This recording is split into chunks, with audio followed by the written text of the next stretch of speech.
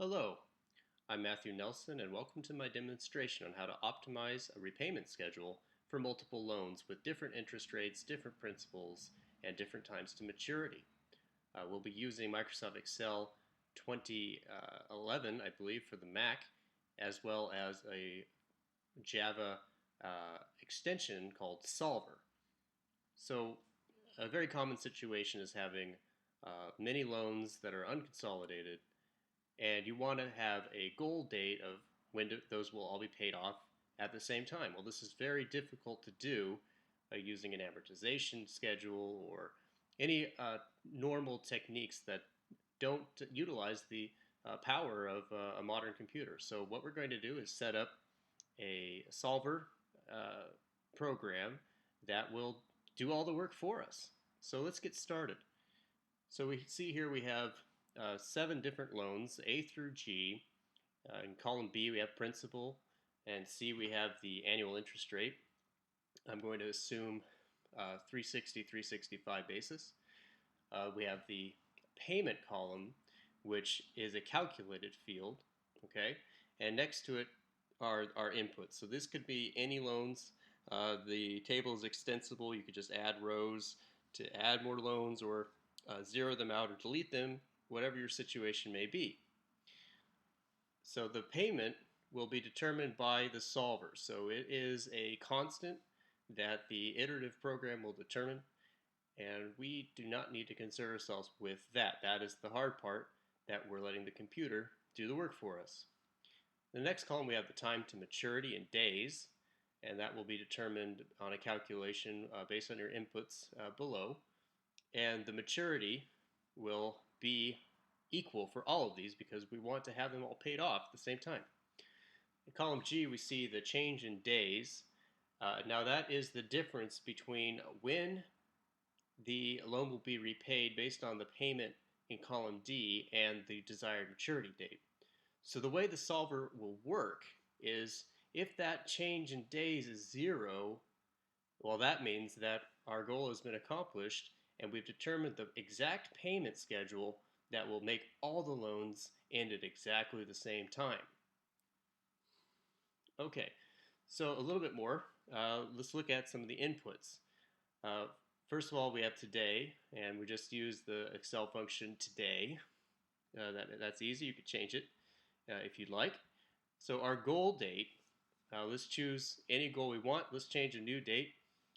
We can do it just for sake of something easy. Let's do December 31st of 2019. All right, and as you see there, the change in days has already updated to be relative to the previous maturity from the last time I ran the solver program. All right, so in the monthly expenses, here's an interesting component to this model is I have student loans in mind here. So if you have a monthly budget and you put in a number, that could be part of your planning for how you're going to facilitate repayment of these loans given your life circumstances. So before we get into economic optimization and marginal revenue, marginal cost, just as an interesting aside, whatever your budget is and the loan repayment schedule you desire, well, that's going to translate into a minimum salary after graduate school. So you can put in your effective tax rate below, which is typically around 23% for professional salaries before the executive level. And we're going to calculate the salary needed based on simple present value of uh, the above inputs, discounted to, I'm sorry, not discounted, but amplified by the tax rate. So 1 minus the tax rate. If that's in the denominator, the salary will become larger to show you the gross salary, so before tax. And later on, I'd like to show you how I got the optimal solution by looking at the change between different payment periods to see the benefits and cost of how long it's going to take you to repay. So of course there'll be more interest, but there'll also be more cash flow available in the present. And so I set up a profit maximization equation for marginal revenue equals marginal cost. That is usually the definition of profit maximization. And it turns out that that's going to be repaid in about 1.5 years for the situation. But that's a more complex calculation. I have that below. But let's look at what this model can do. All right, so we put in a new goal, and let's change our monthly expenses to something different. So maybe 4278. How about that? Let's keep the tax rate near there, but let's change it to 22%. All right. So a lot has not changed yet. The change in days is still the same. The payment has been determined from the last time we ran the solver. And before we do run the solver, let me discuss a little bit about this loan table below. So here we see again the 7 loans with the starting principal, and then in each cell we see the end of year balance. So the end of year 1 for that loan, the end of year 1 for that loan, and so forth. And on the far right, we see how much interest is calculated, and I have a very complex conditional statement above that's a lot's going on there, but essentially it has some internal logic that it finds where the payment stops and everything's paid off by using a very powerful combination of Excel functions, the match and offset function. If you don't know how to use those, I highly recommend looking them up. They can greatly empower your models to be able to work within the same column. So if you have that logic in there, there's no need to have another table somewhere else or to have it more cumbersome. It can figure it out for itself where the table's supposed to end. Okay, so then at the final bottom, we see how much is the total we paid, and that's uses quite a long equation up there, but don't be too scared of it. It's just looking up the details based on the name of the loan, so ABC, ABC, and then which column to pull data from. So that data gets pulled down there, and then a calculation is made so that we know the total amount of payments at the month previous to final repayment, and then we calculate the exact payment including the last month's interest to get a perfectly exact figure rather than just multiplying the total number of months that payment is in process by the monthly payment. That would not be accurate. And so by simply subtracting the total paid from the principal, we can determine how much interest was paid over the repayment period. Okay, so let's get started and show you the solver Java applet, which is unfortunately not native to the Mac version of Microsoft Excel. In Windows, because the Windows architecture is very uniform, it is embedded in Excel, and you can enable it by turning on the data analysis pack and other options like that. So let me make that smaller, and let's bring up the solver program. So it usually shows up under Tools, and then at the bottom, Solver. This isn't going to come with normal prepackaged Microsoft Excel. You have to go to the internet, download this program, and install it. It's completely free. I think it's even open source, and it is very powerful. All right, and I apologize if it's a little small here. Something about the way Excel is rendering this Java program that's not native to itself comes out a little small. But basically what we want to do is make all that change in days 0. So all of these days should end at the same, and we'll know that's true if this box here is 0, which is the sum of this column G. So if all the loans end at the exact same time and all the numbers are positive and this is 0, well, that means that our mission has been accomplished and all the loans will finalize on the same day. So we put in some constraints. The first constraint is column D, the payments, Well, they have to be positive. We're paying the bank's not paying us, so we want to make sure those are non-negative values. So we set that column greater than or equal to 0.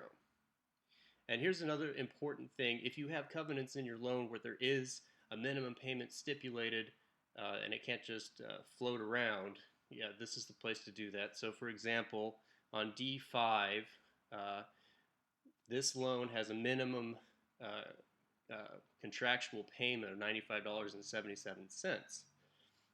So you make sure that the solver program doesn't change that to be below. And the logic in the rest of the model will simply let that loan expire early if the case may be that the $95 will be too fast for it to end with the rest of the loans. And finally, as I mentioned before, column G, the change in days, well, those need to be equal to 0. That's kind of the point of the whole model, is that we want to keep changing that payment so that when we do the time value of money calculations, the maturity date changes until it equals our goal repayment date. And that's the most important constraint in this model. Again, the algorithm you use anytime you don't have anytime you have powers greater than 1 or less than 1, you need to use nonlinear because these are basically geometric sequences. So use nonlinear there. The other ones, of course, are simplex and evolutionary, but we don't need to talk about those right now. All right, let's give it a whirl and see if it can figure out what we should pay the banks. And depending on the speed of your computer, this could take quite a while. So don't be afraid of that. Then it gives you a little beep, and it looks like we're successful, so we'll go ahead and keep that solution. Press OK. Okay, so remember our goal was December 31st of 2019. Well, look at this. So all these have changed to 2019. And the change in days is the number of periods calculation. It's one of the built-in time value of money equations in Excel. So that's how many days we'll be repaying. In the payments, you see how these are very long decimals. That comes out probably pretty small on your display. But these are exact calculations. The computer has, I think, 14 decimal points of resolution. So it's very accurate and very powerful. So these are the payments that we would make on each one of these loans. This whole set of unconsolidated loans with different interest rates. Here you see 7.9, 6.8, 2.875, and they're all different. So we need to adjust the payment periods to get all this zeroed and be successful and be debt-free in 2020. Okay, so let's look at what happened down at the loan table. As again described before, these are the ending principal balances at each year during the repayment period. So because that's the end of the year and we're paying it off in a little over 7 years, there will be payments in year 8, but the balance will be 0 at the end. So that requires a little bit of an additional calculation to figure out, well, how much interest did we pay and how much total money did we pay to the bank for year 8, which was a partial year. And so that's where this equation on the right came in, where there's built-in logic so that the formula in each one of these cells through I-17 through I-27 has built-in logic using the match and offset combination that tells it, well, what year did which year had final balances of principal, and that will tell it that, okay, this year, year 8 in this case, is the year it's being paid off, and so we can use a conditional statement to perform the different calculation, which will get us the exact amount of interest for that year. And if all worked correctly, we have the total paid, which is simply a sum of all the interest, and that should equal the sum horizontally of the total interest paid by simply subtracting the total payment from the original principal. So if these two are equal, we know we have an exact model and we have a very solid control about the quality of the data here. So I'm very confident that that is working properly. All right, the next component that I'd like to show you is based on this repayment scenario with a monthly budget of $4,200 and $78 and an effective payroll income tax rate of 22%, we can calculate the salary we need to pay for all of this repayment, and all of our monthly living expenses. And that turns out to be just shy of $80,000. Now, below, similar calculation to getting the gross salary above is the optimal solution. And this is a theoretical repayment plan that, as you see, this is a constant, and this itself is another solver solution. I'm not going to demonstrate all of that because it's fairly tedious, but below, what I did was I did theoretical point estimates, time to maturity of 10 years, 9 years, 8 years, and so forth, and figuring out from the computer every time I ran solver, it would tell you the payment, the total monthly payment that is for all 7 loans, and the interest, the total interest paid. So we have all these point estimates here, and that's starting to shape up into a kind of graph that we can extrapolate information from. The marginal cost. In this scenario, I determined that marginal cost would be the difference between the total interest. So, and that makes sense because there's a time value to money, and that is known as interest. So the difference between paying off in 10 years and 9 years is an additional interest payment to the banks of almost $3,000. So that's our point estimate for the marginal cost curve, which is merely the change or the slope of the total cost. And also we take an average of average yearly interest payment merely by dividing one into the other. So B35 here, the interest, divided by B33, the years. So the average yearly payment, it's very obvious on year 10, is $2,432. And that's important in economic decisions, especially for production decisions. I don't use it too much here, merely for demonstrate the size of the interest payment. But it's very important on production to be aware of your average variable cost. So that's the row 37. And marginal revenue, this was a little bit tricky, but basically I determined that for the change in value, that is the value to me, the loan holder, would be C34, so we see the payment, minus B34, so the payment changes, okay?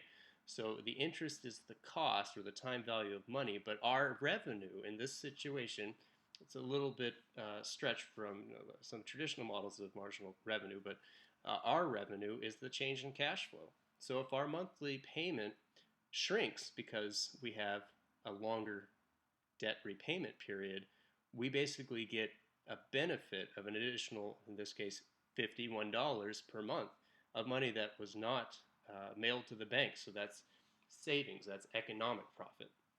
And the way we figure out the solution is figuring out where marginal cost and marginal revenue equal one another, and that will give us the time to maturity.